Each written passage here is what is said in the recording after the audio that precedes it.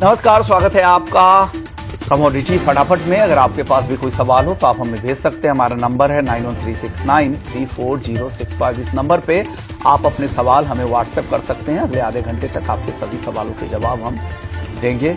और सिर्फ अपना नाम भेजिए, अपने शहर का नाम भेजिए और कमोडिटी से जुड़े हुए सवाल ही इस नंबर पर भेजिए। हमारे दो मेहमान हैं जो आज आपकी मदद करेंगे। चिंतन मेहता हैं, सीईओ हैं अवांस होल्डिंग्स के। और शुरुआत गोल्ड के साथ कर लेते हैं क्योंकि कल एक रिकॉर्ड रैली दिखी थी।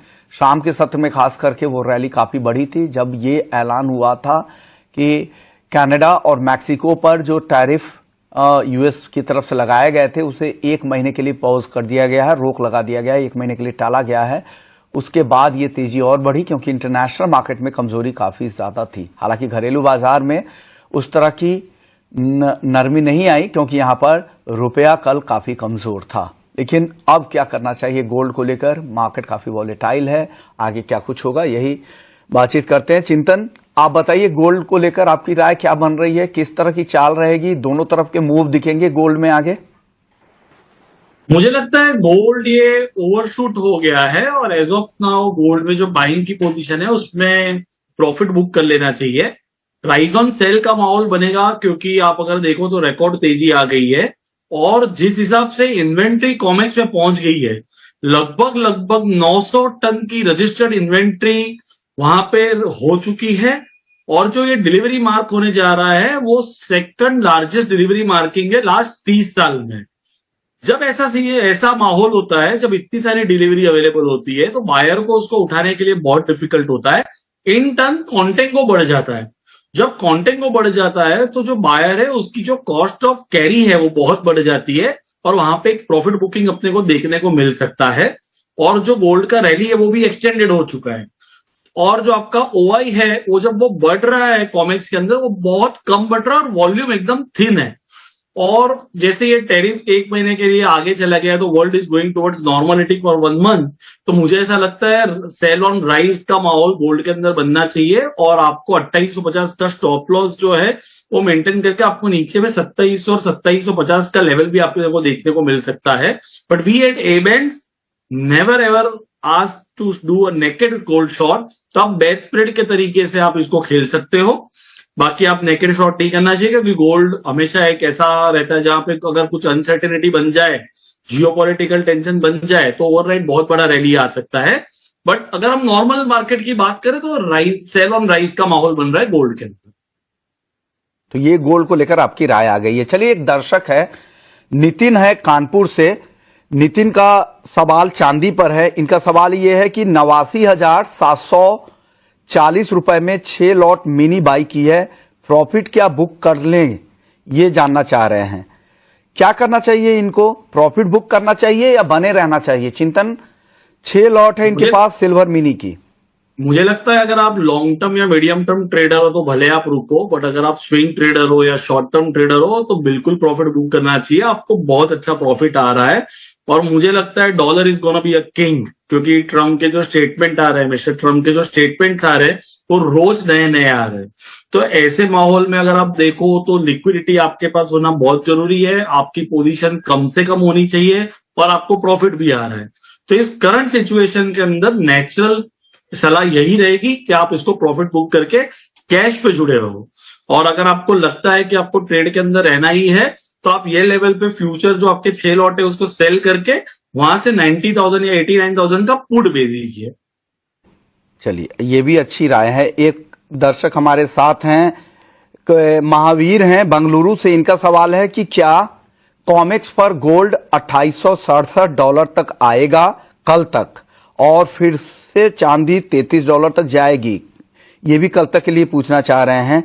क्या सलाह देंगे आप इनको? चिंतन, देखो विश्वमोहन जी, आपको और हमें दोनों को पता है gold market internationally traded market है और इस पे इतना ऐसा कल तक का ऐसा एक्यूरेसी वगैरह बताना बहुत ही डिफिकल्ट होता है, नामुमकिन के बराबर है।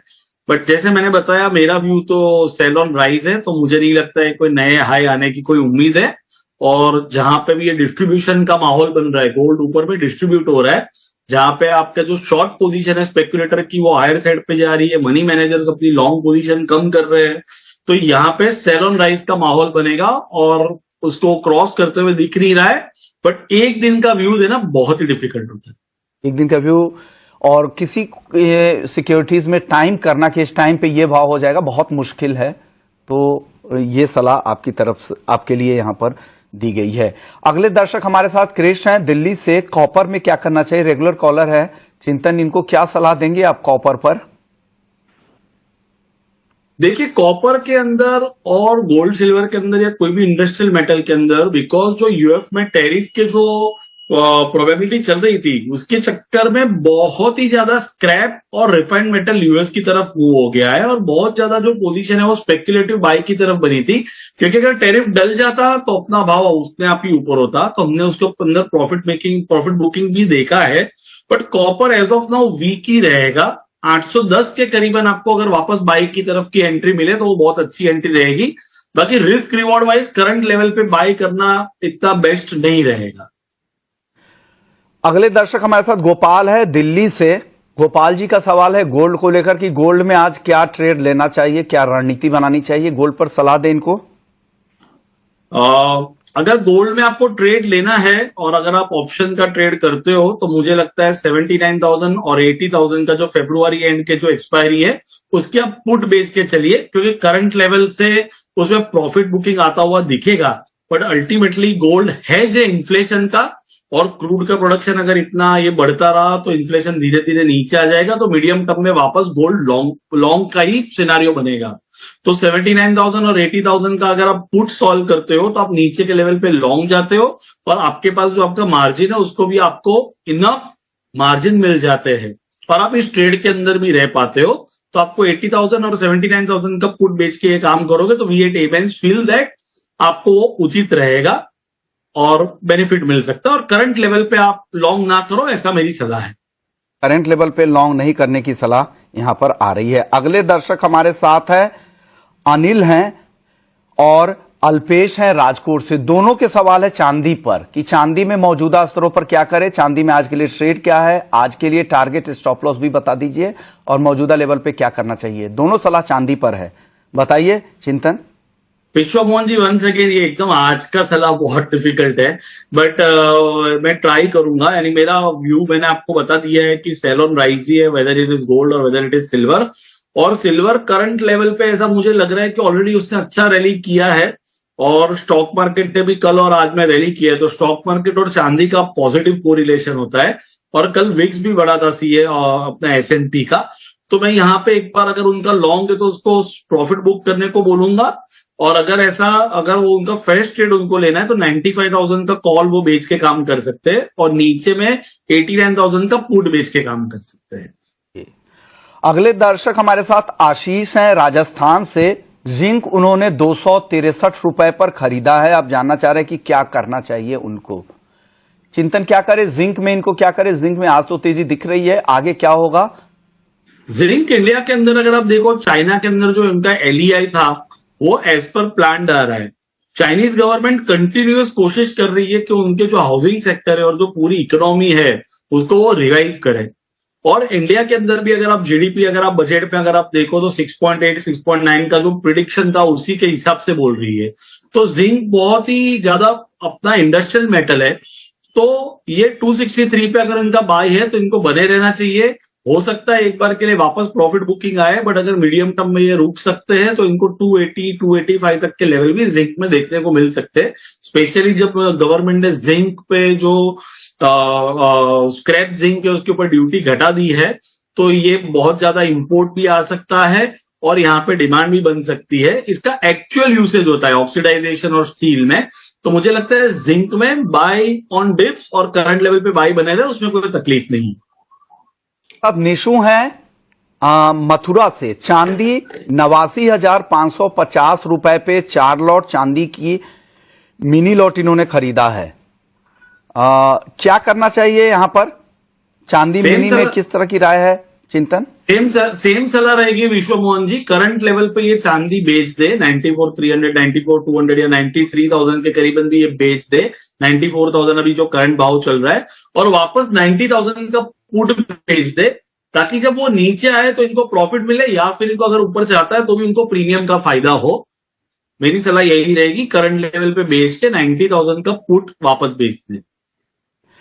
चलिए, वक्त है ब्रेक का। ब्रेक के बाद लौटेंगे तो आपके और भी सवालों के जवाब देंगे। अगले दर्शक हमारे साथ हैं, सतपाल हैं पानीपत से, और इनका सवाल है नेचुरल गैस मिनी पर इन्होंने 295 रुपए पर खरीद रखा है, क्या करना चाहिए Chintan ji? Natural gas as of now ये जो टैरिफ डले इसके चक्कर में एक बार के लिए पॉजिटिव रैली आया था, बट नॉर्मल से वार्मर विंटर आया है यूएस के अंदर। अगर आप वेल की संख्या देखें तो वो भी 6 से बढ़ गई है, तो मुझे सेल ऑन राइज का माहौल दिखते नजर आ रहा है, क्योंकि अगर आप देखो तो जो विंटर का सीजन है वो भी फरवरी तक खत्म हो जाएगा और मार्च और अप्रैल में वो कम होते जाता है। तो मुझे लगता है एक बार के लिए अगर फरवरी महीने में हो तो 290 के करीबन का लेवल है, तो 300 का स्टॉप लॉस रख के आप अगर बेचो तो नीचे में आपको एक बार के लिए 270 या 260 का लेवल भी देखने को मिल सकता है। बट इसमें स्ट्रिक्ट स्टॉप लॉस रखना बहुत जरूरी है, क्योंकि अगर आप लॉन्ग टर्म में देखो तो गैस अभी भी बहुत नीचे के लेवल पे चल रहा है, और अगर कोई भी पॉलिटिकल डिसरप्शंस आते हैं या कोई भी तकलीफें आती है जियोपॉलिटिकल, तो गैस एक बार के लिए बहुत ही ज्यादा बढ़ सकता है।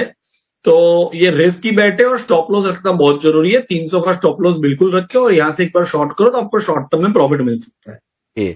अगले दर्शक है विवेक हैं अहमदाबाद से, क्रूड के 6400 के स्ट्राइक की कॉल खरीद रखी है 210 रुपए के प्रीमियम पर। इसमें स्टॉप लॉस क्या लगाना चाहिए चिंतन इनको?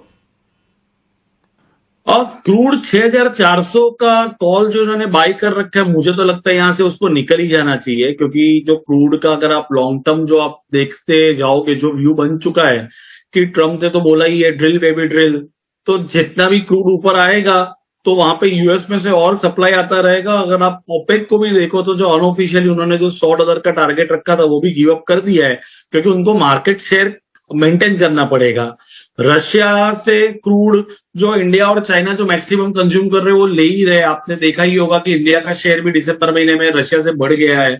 तो मुझे लगता है कि ऊपर के लेवल पे खूब सप्लाई आती रहेगी, तो ये नीचे में तो आपको 5800 तक भी दिख सकता है। तो ये 6400 का कॉल में जो भी उनको घाटा हुआ होगा वो लेके एक बार उनसे एग्जिट कर ले और उसकी जगह पे मींस कॉल बेच दे, वो ज्यादा उचित रहेगा। चलिए, शुक्रिया चिंतन जी आपका। आप लोगों ने वक्त निकाला, हमारे दर्शकों को गाइड किया कि क्या उनको करना चाहिए कमोडिटी मार्केट में। बहुत सारे सवाल रह गए हैं, कोशिश करेंगे कल इन सवालों को शामिल करें। कमोडिटी फटाफट को यही समेटेंगे, बाकी खबरों के लिए आप बने रहिए हमारे साथ। नमस्कार।